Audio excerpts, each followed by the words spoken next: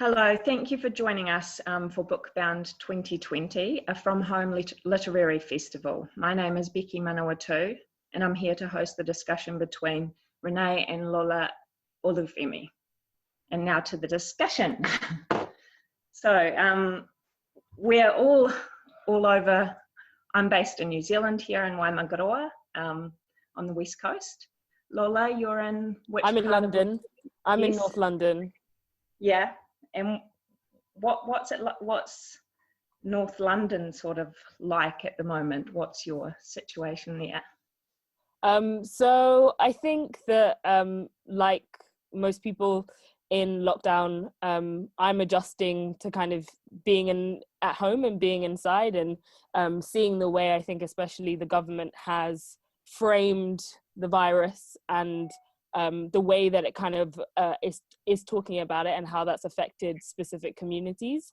I think that in London, a lot of the networks that I'm part of and a lot of the networks that a lot of people my age are part of are organising networks. So they've been doing a lot of mutual aid in their communities, making sure that people have networks of care and people to look after them. I think like this crisis has shown that now more than ever, our communities are what is strongest, especially when we're facing a really inadequate response, quite frankly, from the government. And so seeing the ways, I think one of the things that I guess has been most heartening is seeing the ways that people are coming together and really like putting, I think, into practice a feminist ethos of care and community. Yes. It's and Renée, you're there in Otaki. I'm here in me. Otaki. Yeah. I'm here in Otaki. The sun Yes. is shining.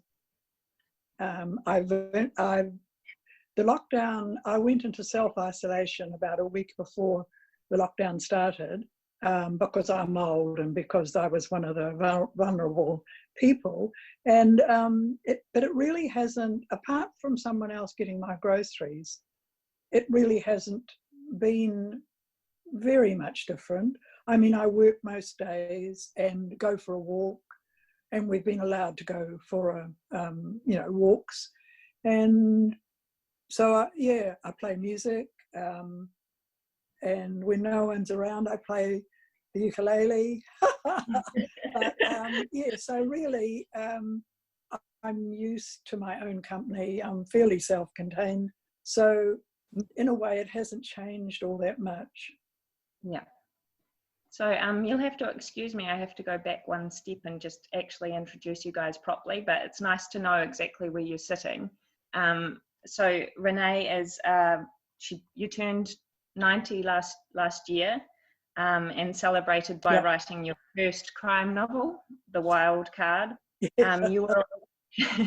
She was awarded the Prime Minister's Award for Literary Achievement in Fiction in 2018 and the 2017 Playmarket Award for a significant artistic contribution to New Zealand theatre. She has written 9 novels and over 20 plays, with Wednesday to Come perhaps her most loved work, and has published her memoir, These Two Hands, which she read on RNZ. That's our New Zealand radio. So you can listen to that there. That's really a lovely thing to listen to. And Renée lives in Otaki, as we've just established, where she teaches writing workshops, including one on crime. And Lola is a Black feminist writer, organiser and researcher from London, as we've established a bit early. Her work focuses on uses of the feminist imagination and its relation to liberated futures. She is the co-author of A Fly Girl's Guide to University, Being a Woman of Colour at Cambridge and Other Institutions of Power and Elitism, author of Feminism Interrupted, Disrupting Power, which was published early this year, and a member of Bare Minimum, an interdisciplinary anti-works arts collective. So you can, I think people can understand why I'm feeling a little bit nervous about this. I mean, you're both very accomplished and interesting work you're both doing. And a lot of activism work. So Lola, you've already sort of answered some of this first question I had, but I wanted to find out what sort of issues each of you might be seeing in your own hometowns, countries regarding COVID-19, and what, if it's showing up any of the inequalities or social problems that your own activism is concerned with. Lola, you've already touched on that a bit, but if you wanted to expand there.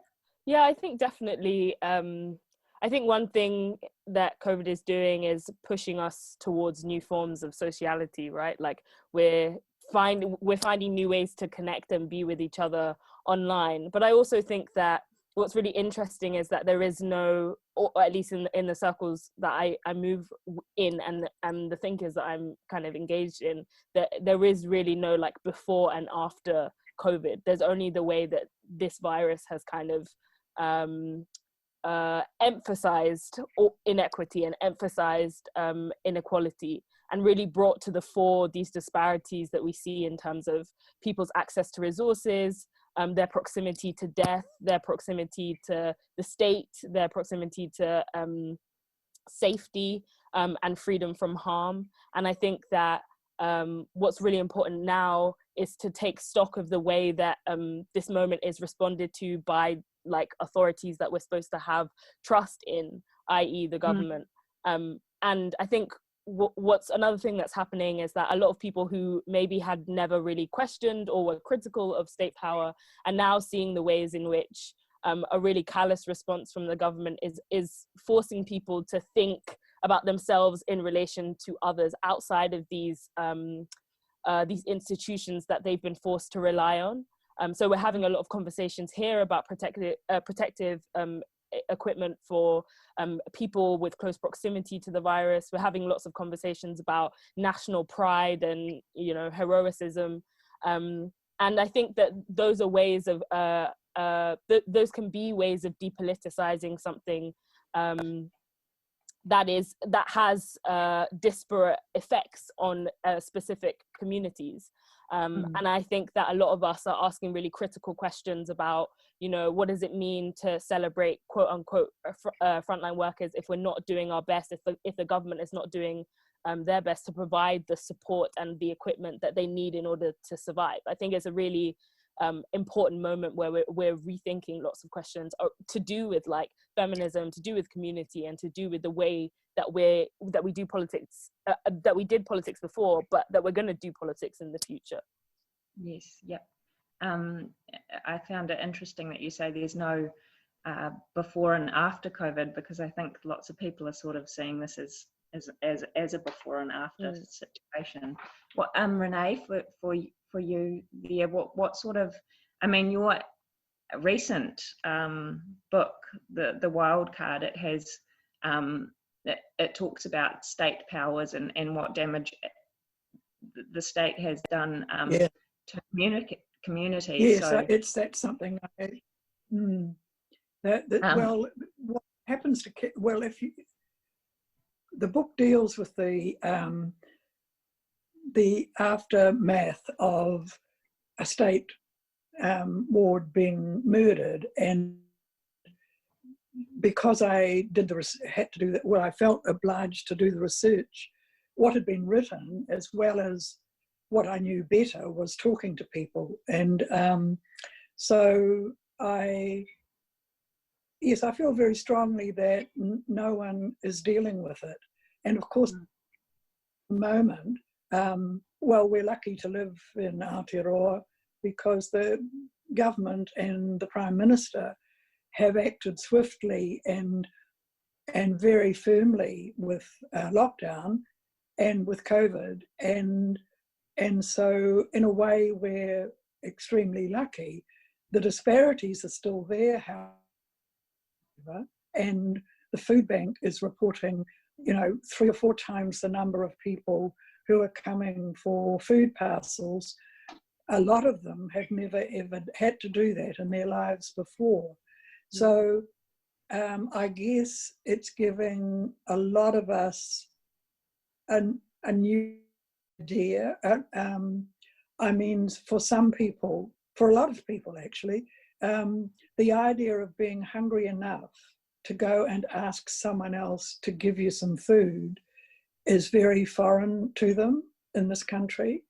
And they often look down on people who have to do that because they think it's the people's fault. They think the people haven't managed well, or they should manage better, or whatever they think. But it always turns out to be the people's fault, and it's not that at all. A lot of the time, it's just circumstances that have not been dealt with properly by one of the state organisations, and of course, a lot of people don't have the language when they go to the departments and things for interviews. They just don't have that kind of language to say, and a lot of them are ashamed as well. And when you add all that mix together, you get inequality. But yes. I'm hoping that in Otaki anyway, that we've got a food bank, and there's been various things happening. And I think, I mean, no one's perfect, but I think we're doing the best, we can. Yeah. It does remind me of an early question that I had in my drafts of discussion ideas for us. And there's a quote in Lola's book, Feminism, Interrupted, Disrupting Power, when we begin to think about food outside the realm of what we as individuals choose to put in our bodies, and instead consider the political factors that shape which foods we can access, it becomes clear that food is a feminist issue. And I found that quite interesting, Lola. Would you mind sort of going into depth on that a little bit? After Renee's just discussed food banks having such high demands now, and I just think would you mind? Yeah, I think what I was trying to do with that chapter, I think a lot of feminist conversations or feminist analysis, I guess at least in the mainstream about food, is very focused on the body, which is not necessarily a bad thing. But I was thinking about like how might we talk about feminism, food, and the body, and also link it to those wider networks and those wider chains of exploitation, those wider processes of exploitation around food production, food handling, who picks food, agricultural workers and their rights, etc. And how might we link that to conversations around the dinner table about weight and who is able to eat well, who is able to be nourished, and who goes hungry. And I think Renee, what you said about the food bank also reminded me about another a bit in that chapter, which is specifically about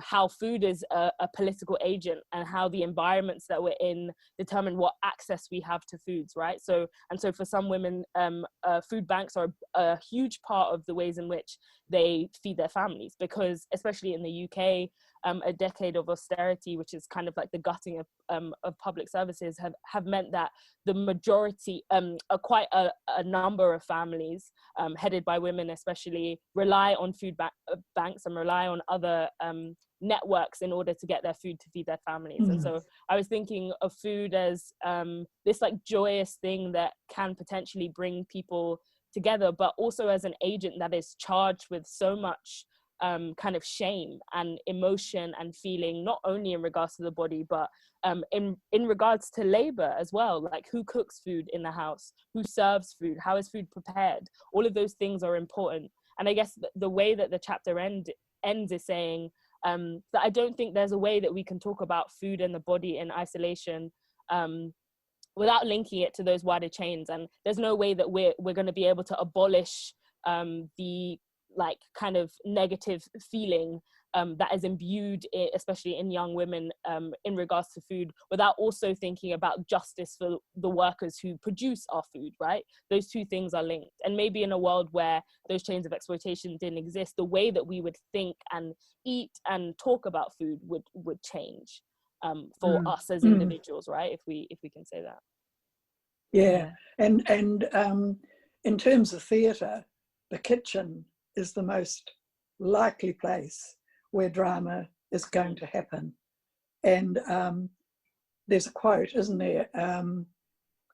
No one owns life, but anyone who owns a frying pan owns death. And like the kitchen is the kitchen is the most dangerous place for all sorts of reasons, because of the stuff that's there, the equipment and things like that. But it's also the place where if you haven't got any food to stick on the table for the kids, it's the place of that terrible loss, that feeling that you've not been able to do what you're supposed to do. I mean, you're the mother or the father, and you're supposed to be nourishing these kids. You're supposed to be feeding them. And then something happens and you can't. So you either take it out on your nearest and dearest, which some people do, or you just take it out on yourself and you just suffer. It's, it's a very powerful thing, the giving and the not giving of food. Yes. Yeah. I think it's, and I think feminism has always been divided into people who analyze and write about it, and you know, we need, I'm not saying that where both sides are important, and the other side is the people who like work in refuges, say, or whatever, and it's just the two lots of the same kind of thing don't always they don't always meet. And I think if we talk about things like ordinary things like food and shelter and stuff, that is where they do meet, because whatever differences there are in education or income or outlook or colour or whatever, we all eat, we all need to eat, we all need to be nurtured by that food. And yeah, it's such a wide-ranging, affecting thing. I mean, if you've got it, you don't think about it. Yeah. It never enters your head there won't be something in the fridge, does it? Yeah. You just don't ever think of that. But if you've lived through a time when there wasn't, and, you know, that sort of thing, that kind of never leaves you. Does class inform your writing then, Renee? Classism is a big part of your writing there, isn't it? Yes, it is. But of course, like in Britain, it's kind of, in a way, I don't know whether Lola will agree with me, but in Britain, when I was there, it was kind of easier to see the class system working. In New Zealand, in Aotearoa, it's not always easy. People often have this idea that we're an egalitarian place, and we are, to a large extent, we are. Certainly it's easier to move between different parts of the society than others, but it shows in times like this, I think, that there are inequalities, and working class. I'm from a family of working class people, and sort of conscious of that. I've never lost the feeling that I never quite measured up. Yeah. And I think especially in moments like the one that we're in, we're seeing we're asking questions about you know, who is on the quote unquote front line, and who is it who has the kind of closest proximity to this virus. And it's all you know, people who work in restaurants, people who drive Ubers, people who are in constant kind of contact with other people are also the most likely people to be on precarious work contracts, to not have enough money to feed their families, and to still need to continue to work.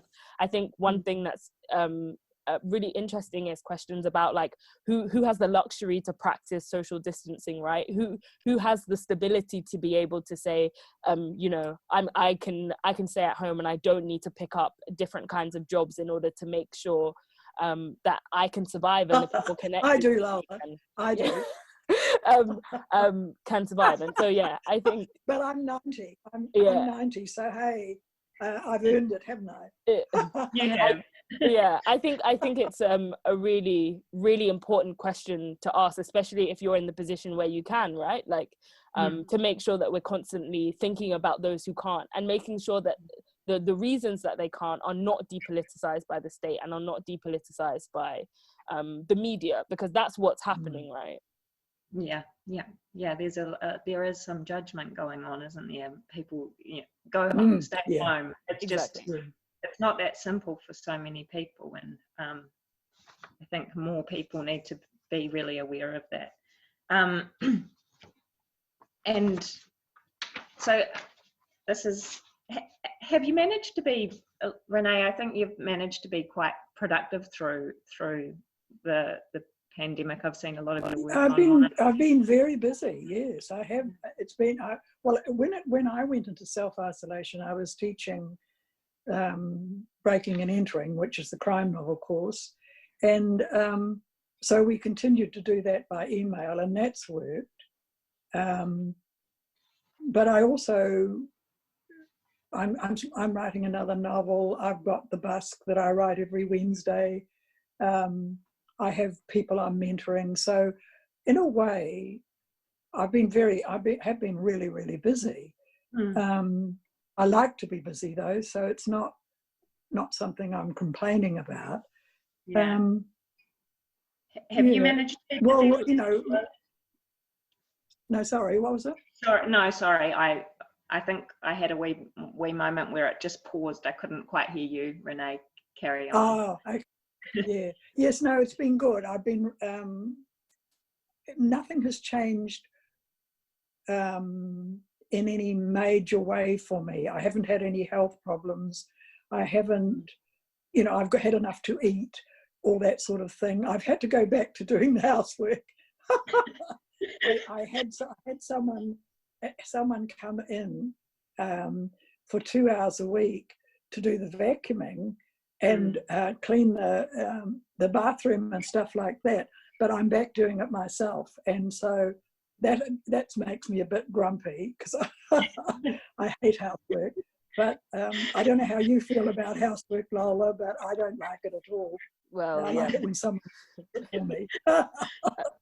I would say as a member of an anti-work arts collective, I also hate all kinds of work. I'm not going to lie.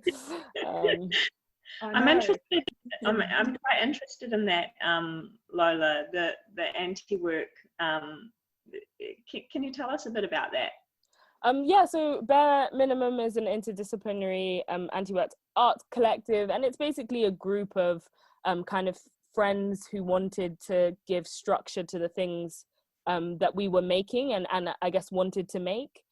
We work across all different forms of mediums. So we have curators, we have architects, we have people who are artists working in ceramics, we have, you know, people who are interested in film and visual art. And I think what kind of binds us together is our manifesto is very centered on the kind of hustle that neoliberalism requires from you, and the kind of mantra of self-improvement that it always requires of you, that you must be constantly working or constantly productive or working towards a specific goal. And we really wanted to try and just play with that and to say, what does it mean to make in a context where we're not making with an aim in mind? We're just kind of having ideas as a group and as a collective, and putting them out there, not putting them out there, supporting one another in different ways. I think we have lots of kind of influences on our work, and it comes out in loads of different ways, but we're really thinking and invested in ideas of like waywardness and laziness, and what does it mean to create the conditions for rest, and not just respite from work, but actual rest. What would that mean? That would require, you know, an entire transformation of our societies and the way that we live and all of those kinds of things. So yeah, it's exciting to be in conversation with such lovely thinkers, I think, for me. Yeah, very fascinating and quite interesting at this time when people feel like lockdown is sort of a place to be so busy and be so productive and come out with something, and it's like, no. Yeah. And I think it's interesting that even in the middle of a global pandemic, somehow work still continues. Somehow the requirement, you know, to work to live, and, you know, selling your labor, it's still being propped up, because it has to be propped up. And I think even for those people who can afford to take a step back from the immediate need for, you know, to work in order to survive, there are all of these ideas of the 1,000,001 things we could be doing with all of our time in lockdown that really distance us, I think, from the misery of what's happening around us. Like, it's hard to be productive in that way and to concentrate when you know that there are so many people, or at least for me, when you know that there are so many people who have been left vulnerable by the situation that we're in.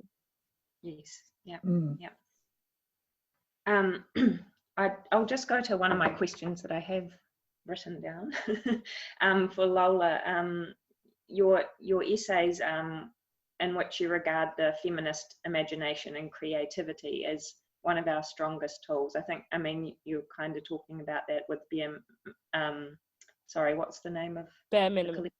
Yes. And looking at we could be equality versus liberation, reform versus abolition, reproductive justice, and why is imagination and creativity here such a powerful tool? I think when I was writing the book, I wanted to remake the case that feminism is a tool that we can use to think about our freedoms and the freedoms of others, but I also wanted to kind of root it in I wanted to also emphasize that it is a frame that has used and continues to use the imagination as this pool from which to draw on. So I think that when we talk about the imagination, maybe sometimes we think of something abstract, or when we talk about the future, we think of something that is to come. But I think what feminism does as a methodology is show us that the imagination can give us lots of tools as we live now, right? It can help us think beyond what we're told is possible, which has, you know, a great deal of potential in it, because when you refuse to kind of capitulate to what is now, to capitulate to the present, I guess, you are able to make more transformative demands. So you think beyond the state, you think in it, you think against it, and you think after it, you think what's next. And so you're less likely to get kind of stuck in the traps that maybe law and policy can provide you. This idea that, like, if we make a law about something, then equality is won, or there's no need to continue to agitate or continue to struggle after after our demands have been kind of subsumed by an institution. And I think I kind of thread the imagination, hopefully, through the book in a way that really, I hope, implores people to take it seriously, because I think that feminism as a practice kind of allows us or asks of us to always be ready to demand more, and to always be ready to understand that the worlds that we're seeking to build and the worlds that we're moving towards, we're going to be told we are foolish for believing in, and we're going to be told are impossible. But what does it mean to sit in impossibility, right? Like, what does it mean to constantly, you know, do the work, even if we don't quote unquote win? And I think one thing that's in there is this idea that, you know, resistance matters whether or not our short-term goals are achieved, because it changes something. We change something in the doing when we kind of agitate together and when we act as a collective, and when we move together instead of as individuals. So I guess that's how I kind of think of the imagination, as the impetus to act, and also as a thing that brings things that doesn't exist into being, which I think kind of very much connects to a lot of Renée's work, thinking about like writing and creative writing, especially, you know, novel writing and playwriting as also a space where you might demonstrate like feminist possibility or bring issues that are otherwise ignored, you know, into the frame. And I think when I was 50 and decided to write plays that put women center stage, because it was because I couldn't really see why they always had to be sisters or wives or, you know, or aunties or whatever the hell they were supposed to be, and that seemed to be quite a large ask. For it seemed quite reasonable to me. I just thought it was fair. And so the first play I did, and I can laugh about it now, and it was all about women. It was about rape. It was about what they were going to do about it. And there were two men in it who had just walk-on parts, and that seemed to me to be quite funny, and it amused me as the writer. I don't know if anyone else picked it up or not, but it really, the play did what I wanted it to do, and so it convinced me, or showed me, I guess, that writing, whether it's novels or poems or plays or whatever it is that you want to write, it can achieve things. You know, you sit at home and you have it all in your head, and then you send it out, and sometimes it does achieve things. You must have noticed that with your own work.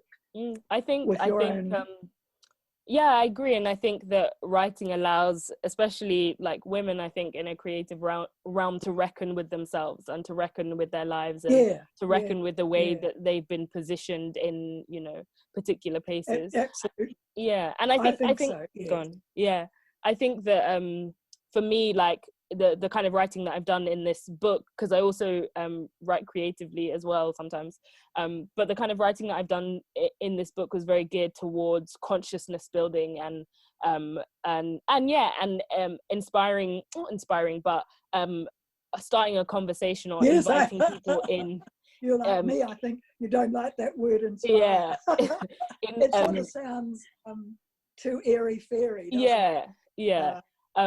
Words are so, they have so many layers, don't they? Thank you. I like that. I was thinking, we sort of looked a certain way when you said inspired, and I thought, yes, that's exactly how I feel too. Yeah, you want to kind of root it in something, I guess. I was thinking about this book more as an invitation into critical thinking, and not, you know, as a here, read this book and then you'll know everything, but as a step in to say, okay, if you never thought in this way before, this might help guide you or might give you some suggestions of other places to look. And I think that that's the best of book to read. Feminism is about those two or more kinds of writing, isn't it? You want the analytic breakdown, you know, of the social look at things, and you want, like, I'll never forget my first reading of Adrienne Rich's poem, I don't know if you know it, A Wild Patience Has Taken Me This Far, and that is what I think you and I have. We have this wild patience. We have to keep on doing it, but we're so, like, it matters so much to us, and it's hard to see why it doesn't matter to everyone else, but it doesn't.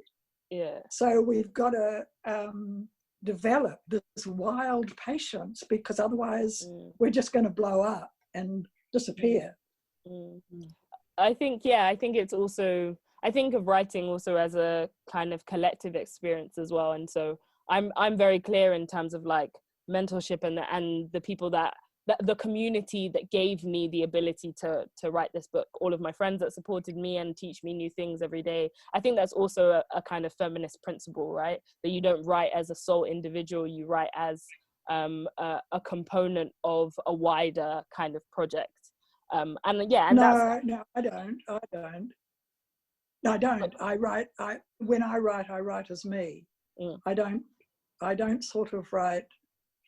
I might occasionally speak about things that I know other people believe and support, but quite often, because I think I have a different idea of writing. Writing it's not a lonely business, but you are on your own, and whatever decisions you make, they're yours, and if they don't work, it's you that has to either fix them or put up with the criticism or whatever. I think I'm glad. I'm glad that people like what I do and stuff like that. Of course I am, but yeah, I think it's my personality. I think in a way. Yeah, I think I meant more, not necessarily that you don't do the writing as an individual, but more that you are produced by a community. And I think a lot of what feminism, or at least the feminism that I'm advocating in the book, is asking people to do, is not see themselves as solely unmoored from other people, right? This idea that like right. as feminists and as thinkers and as people who write, we are connected to each other in that way. Yes, that we are. And I think I agree. I think there are different kinds of feminist writing as well. Like a lot of some of the writing that I really admire is writing that wasn't necessarily legitimized by specific institutions. So a lot of like zine making culture, and a lot of people who just kind of like made their own magazines and didn't ask for feminist thinkers who didn't ask for permission from publishers or things. They just kind of began writing because that's what they were compelled to do, and that's what the communities that they were part of were really compelled to do, which I think is really interesting. Yeah, and I think there's always. Oh, sorry, Becky. No. I was just going back to something that what Lola said about our work being informed by something larger than ourselves, even though we work individually. Like you've recently just been part of a Māori writers group sort of mentorship.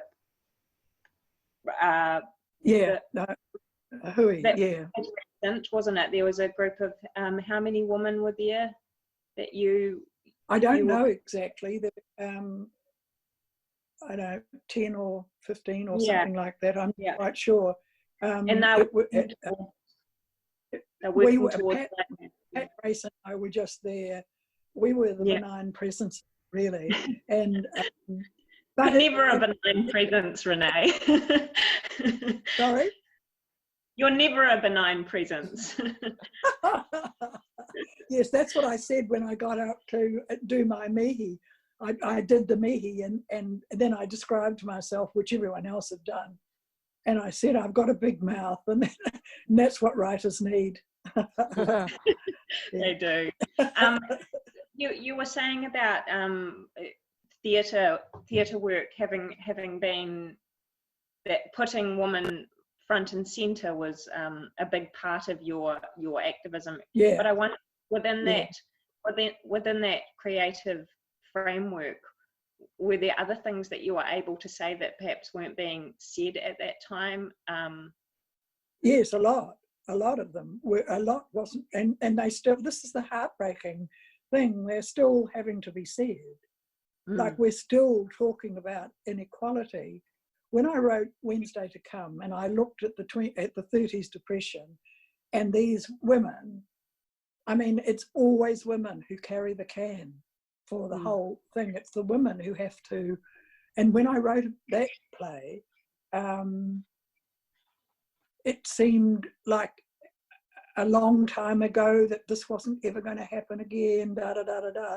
But of course, what the play is saying is that it happens over and over. Yes. Like it's called, in the play, the old woman says, Monday today, Tuesday to come, and I called the play Wednesday to come because it's kind of ominous, you know. We might get enough to eat today, but what about tomorrow? You know, that's still coming. We don't really know.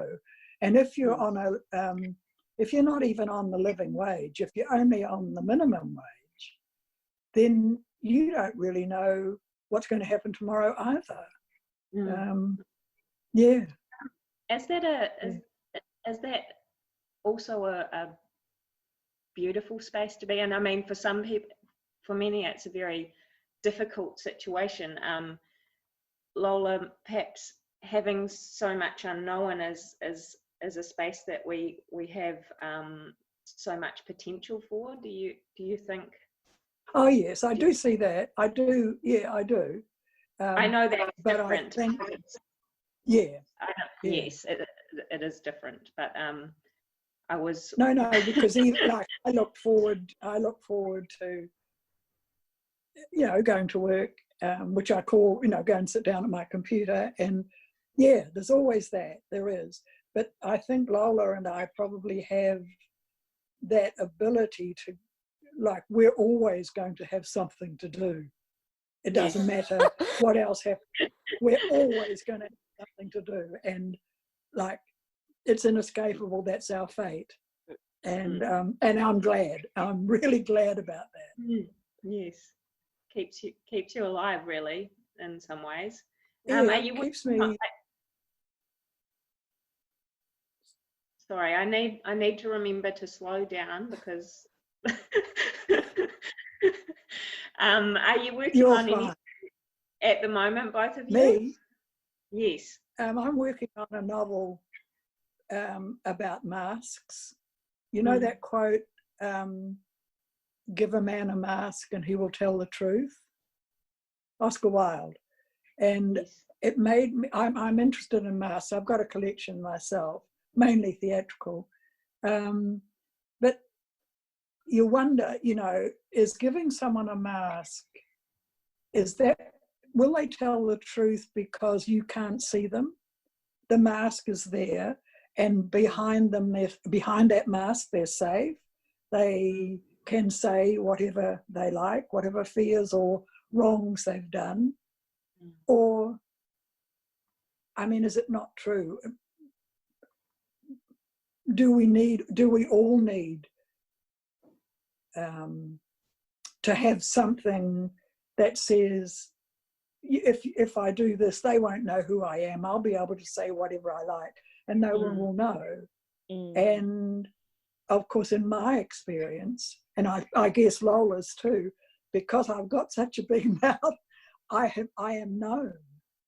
And so whether I had a mask or not, I think I've done away with the mask somehow.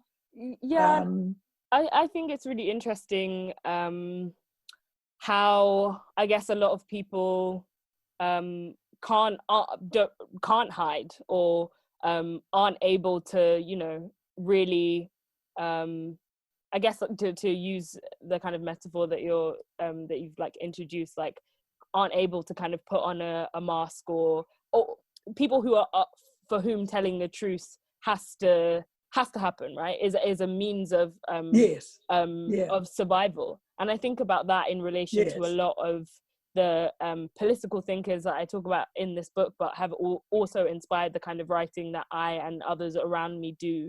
I think it's a kind of writing that's born out of a certain kind of agency, and so it can't necessarily afford to mask itself in the way that you're talking about. It has to cut straight to the bone, and it has to be really critical and really analytic and in so order the to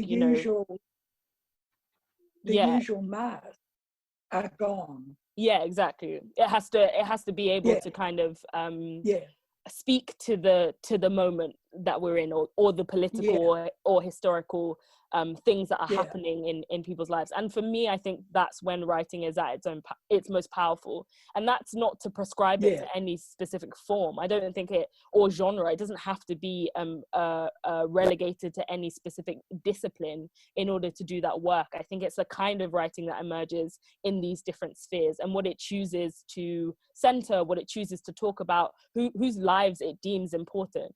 And I think that in a lot of the writing that you've done, you've managed to do that. You've managed to take conversations that were kind of placed constantly on the periphery as somehow not important or invisibilized for the sake of the state or other powerful institutions, and brought them to, you know, to the vantage point of everyone. And I think a big thing of, I guess, what I was also the case that I was trying to make in the book that I was writing was that one of feminism's core goals is to make sure that nobody's pain goes unseen, and that everyone's suffering is on it, and that everybody is alerted to the ways in which the conditions of this world place undue burden and suffering on specific people in the various kind of ways, whether it be related to reproductive justice or detention or policing or austerity.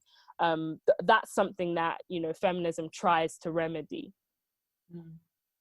Yes, and I think too, in New Zealand, we marched for homosexual law reform in 1986, and that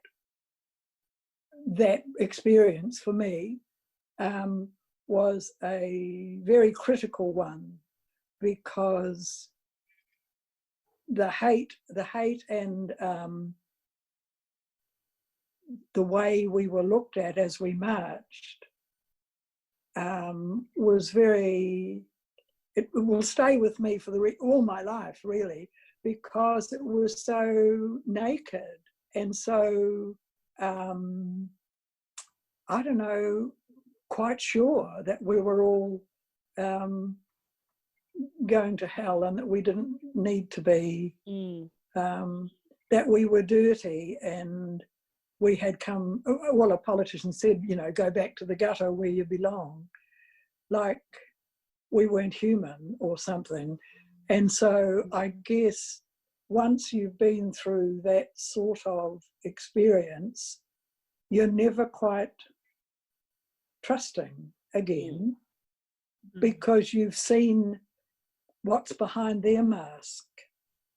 You know, the MP who looks after his constituents, and some of whom would have been gay, I'm sure, and who speaks well in the House. But on the footpath, when we were marching, he didn't have the mask on, and he was saying, you know, go back to the gutter where you belong.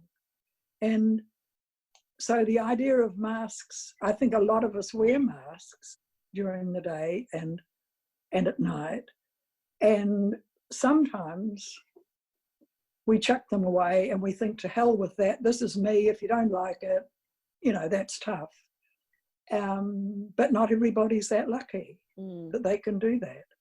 Yeah, that's what something Lola was touching on before. And so that was a pinnacle moment then for you in your life, Renée. I've had a few pinnacle moments, Becky, but that was one I'll never forget. Yeah. I mean, I was terrified. Don't misunderstand me. I'm short. I don't know, and small, and I was just terrified of these people, and how. And I wasn't alone. There were a lot of us. We were just absolutely, but we just kept on, and yeah. So that's a memory, and that's the memory I have, that where the masks were off. I mean, for us as well, I suppose. We were the marchers, and we were there because we believed in this thing. And then the people on the pavement, their masks were off as well. Like, it's one of those moments, I suppose. But a lot of the time, we do wear masks. We do adopt a persona, don't we? it's an interesting sort of thing to think about anyway. It can be a protective thing for many people as well, can't it? It can be. It can be for some people. Yeah. I just have to say that I actually don't need to wear these. They're reading glasses, but and I've printed this off so I could read it perfectly fine. But sometimes I'm going to take them off now. But it's like they sometimes make me feel a little bit safe. You need there's a little barrier that's right. there. But talking about pinnacle changes, I'm wondering about other pinnacle changes that you might have seen and what you're looking toward and hoping to see, both of you. Well, I have one great failure in my life, because I started out wanting to make the streets safe for my granddaughters, who were very tiny at the time, 2 and 3, and I failed. I haven't made the streets safe. In fact, they're possibly worse. So I'm aware of that failure. And now, of course, they have children. And if they're female, they can't really walk down the street at night on their own without the possibility, at least, of harm of some kind. I feel really, I think that's an ongoing issue. I don't know what you think, Lola, but that safety, and it was, that terrible, that there was a murder last year in Sydney. This female comedian, just walking home from the gig, and she was attacked and killed. And it made me realize all over again how it's such a simple thing. I mean, you think, the street, just, okay, we'll manage. But of course, that's where the power is. That's where you see the power. I think I like to think of the future or the things that we work towards as kind of ongoing, as constantly in action, and not as, I guess, tied to us and our individual kind of lifespans. And I think of it, to kind of return to what I said about this quote unquote winning, or whether we quote unquote in our lifetime have eradicated a specific kind of violence. I think, like, when situating yourself in a kind of feminist legacy, you see yourself as kind of carrying on the task, or remaking the case, or doing the work that might make you and yourself and other communities kind of safe. And I really connect to what you were saying about this idea of failure, because often I think when you do political organizing, or when you're part of any kind of political movements, there are peaks and troughs, there are all of things can plateau like really quickly. But I think that one thing that has been really helpful for me in kind of reframing and thinking about progress is to not necessarily adhere to an idea of linear time, right? An idea that we began here and will end here. I think when we're talking about transformative movements, we always have to be talking about time in multiple directions, and for it to mean different things to different people, and for success to look like different things for different people.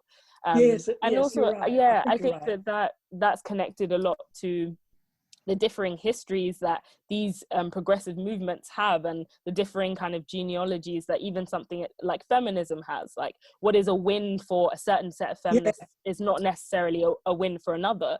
And so, I think it's really important to kind of complicate this idea of like linearity. And so when I think about the future, I think about repetition. I think about doing the same thing over and over again, remaking the same case, and drawing on the work that has been done before in order to aid the work that comes after, or comes as different things are happening kind of all at the same time. When I think of the future, I just think of continuing march. I think we're marching. Whatever we do, we're marching, and we're not going to stop. Like, we might get disappointed and we might feel that we've failed sometimes, whatever. We're not stopping. That's the big thing. We're not stopping. It's that wild patience I was talking about. We are not going to stop. And so whatever happens, whatever, we will keep on. Yeah. We actually had a question from the audience, which was, what is needed to make the streets safe? Which I think you've touched on there now. So we just must keep marching. Well, all sorts of things. Yeah. I think, a change in attitude.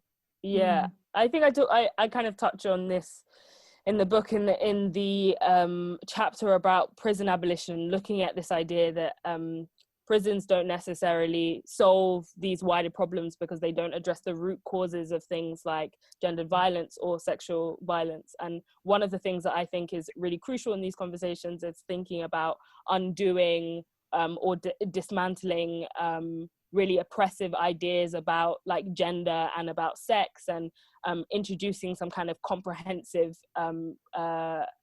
sexual education for all from a really early age. I think a lot of ideas about aggression and domination are tied into masculinity, and undoing that requires us to really undo a whole binary system of how we think about gender, how it operates, what it is, how it shapes our lives. And I also think that building communities that of care that might actually look out for one another in the short term is something that's really, really crucial. So if you look at a prison abolitionist groups that are working towards the fortifying of communities as a means of keeping people safe, some of the things that they've said have been like, what if we were able as a community to come together and make sure that somebody who's vulnerable and walking the streets at night had somewhere to go if they needed something, or could knock on somebody's door and say, I feel unsafe, and they would be welcomed in. What would it mean for us to be able to be accountable and I've been to one another in terms of safety? I think those are some of the ideas. I've been working on a poem that it's if I call you, will you come? You know, and that's the question we all have to answer, isn't it? If someone calls us and they're in trouble, will we go or will we not? Like that's what feminism does, isn't it? It's just sees that situation and tries to do something about it in all sorts of different ways. There's no one way that you can say this is the only feminist way. There is nothing like that. We all do it our own way, I suppose. There's the overriding kind of principles, I suppose, that in some way there are, but generally, and from my observations anyway, we do it in our own way, but we're all saying to each other, if I call you, will you come? And we have to hope the answer is yes. Yeah. Don't we? Like if I call you, will you come? And I know the answer would be yes, but it has to be a yes from a lot of people, doesn't it? Before things change. Kind of expansive. Yeah. I'm really I'll looking. keep on writing. Sorry. I'm Sorry just so looking for. No, I've interrupted because you wouldn't believe this, but we've actually reached the amount of time we've been allotted. I can't believe it. That's a nice place to end, though. I think a really lovely place. Yeah. Kia ora, Lola. It's been such a great and lovely thing to meet you. It's been lovely to meet you too. Thank you so much. You go on and do your work and prosper. Thank you.